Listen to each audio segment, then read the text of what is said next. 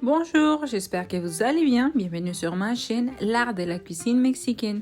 Moi, c'est Elisabeth et je suis très contente parce que je vais vous partager l'une de mes recettes préférées de la cuisine mexicaine, las conchas. Pour cette recette, nous allons avoir besoin de farine, de beurre, des œufs, du sucre, du sel, de levure boulanger, du beurre végétal, des sucres glace et de la vanille et du cacao. Avec cette quantité, nous allons obtenir 6 conchas et comme d'habitude, les ingrédients sont à l'écran et dans la description de la vidéo. Pour commencer, nous allons activer la levure boulanger. Pour cela, nous allons réchauffer le lait jusqu'à ce qu'il soit tiède. Ajouter la levure, une cuillère à soupe de farine, une cuillère à soupe de sucre et bien mélanger. Il faut laisser reposer pendant 15 minutes jusqu'à ce que sa taille double. Cette pâte peut être faite à l'aide d'un batteur électrique, mais j'aime les faire à la main. Donc, sur une surface propre, nous allons tamiser la farine pour que la pâte soit lisse. Ensuite, nous allons faire un trou au centre pour verser les ingrédients. Comme dans cette recette, nous avons besoin d'un œuf et demi. Une astuce que je vous partage, c'est de mélanger l'œuf avant de l'ajouter et versant seulement la moitié. Et après, l'autre.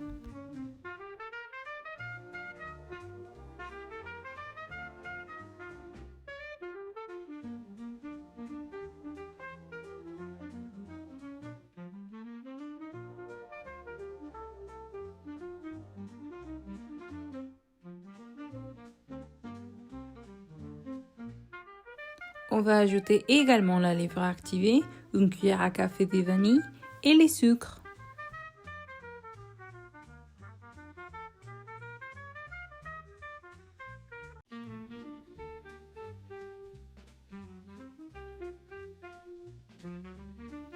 Nous allons intégrer avec les doigts et une fois bien mélangé, nous allons commencer à ajouter la farine autour.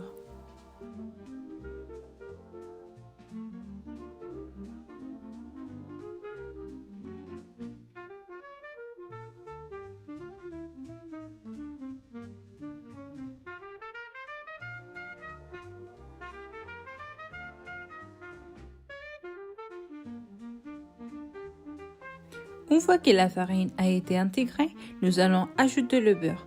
Il doit être à température ambiante pour nous faciliter la tâche. Et maintenant, c'est le moment de pétrir la pâte. Je sais que c'est une pâte qui colle beaucoup, mais il ne faut absolument pas ajouter plus de farine et pétrir environ 40 minutes. J'ai utilisé une spatule pour faire de la pâte une boule et continuer à pétrir.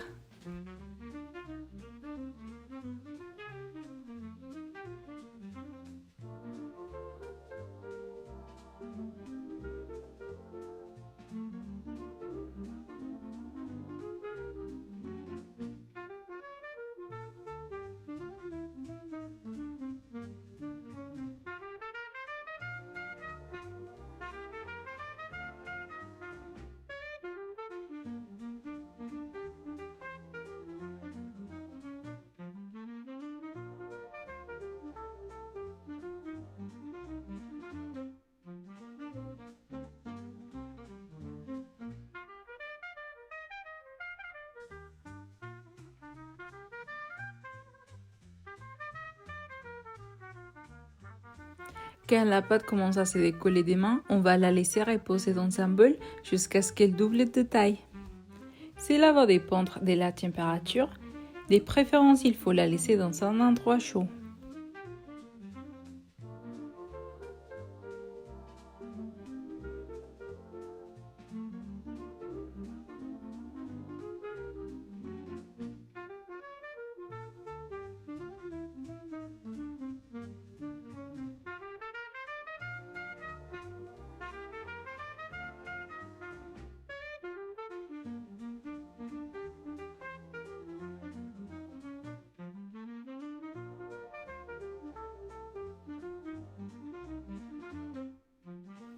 Pour notre pâte sablée qui vient recouvrir nos conchas, nous allons tamiser la farine et sucre glace dans un bol.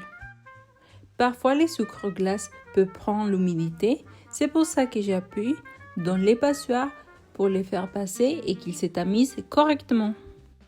On va mélanger un peu et ajouter le beurre végétal.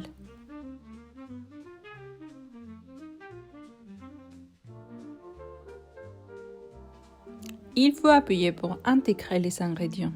La texture qu'on cherche, c'est similaire à la texture de la pâte à modeler.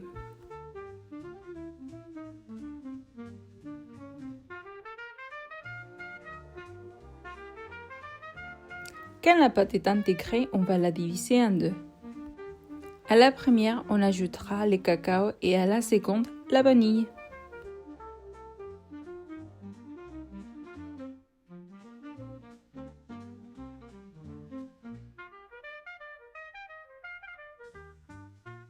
Il suffit de bien mélanger pour obtenir une bonne intégration.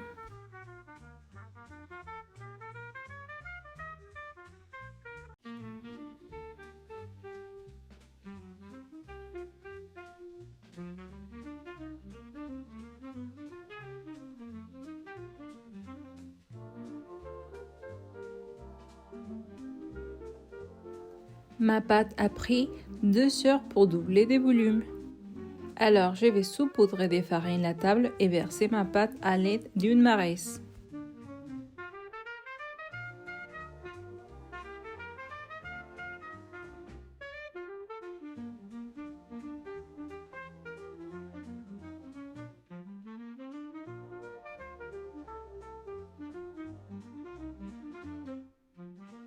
Je vais plier la pâte de chaque côté en essayant de former un cylindre.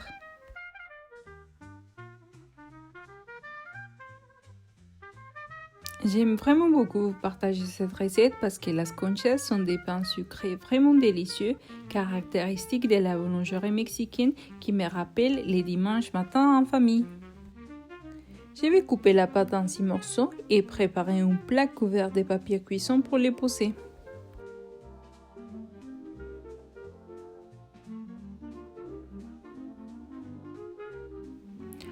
On va plier les bords à l'intérieur et les rouler pour former une boule.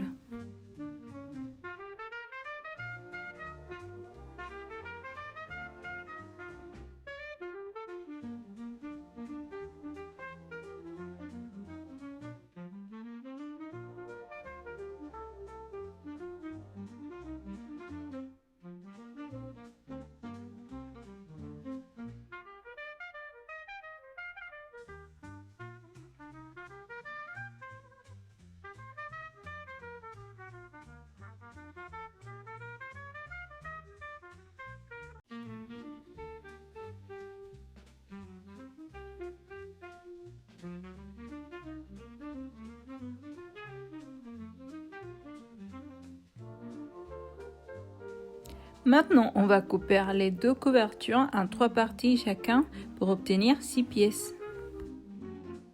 Et en fait, c'est rigolo parce que conchas en espagnol veut dire coquillage pour la forme qu'on va leur donner.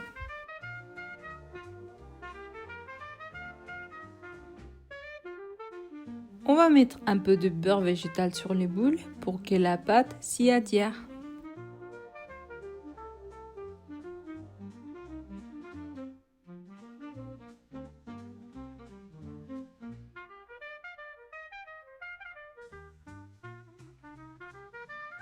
Et avec l'aide d'un peu de farine et d'une assiette, nous allons faire des disques pour les placer sur les conchas.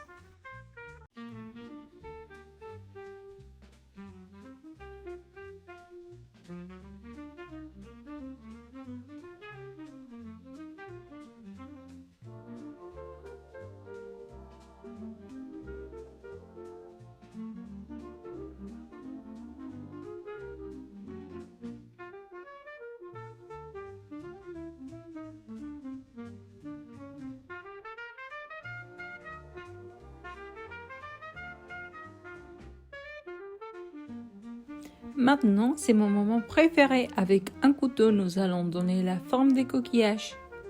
Si vous avez un emporte-pièce en forme de coquillage, vous pouvez l'utiliser.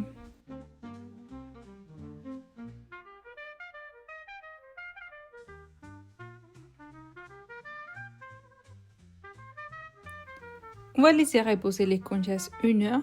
Une fois le temps passé, cuire dans un four préchauffé à 180 degrés pendant 15 minutes.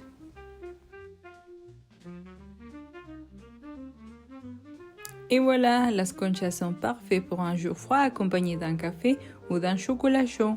J'espère que cette recette vous a plu. N'oubliez pas de liker et de vous abonner pour en savoir plus sur la cuisine mexicaine. À bientôt!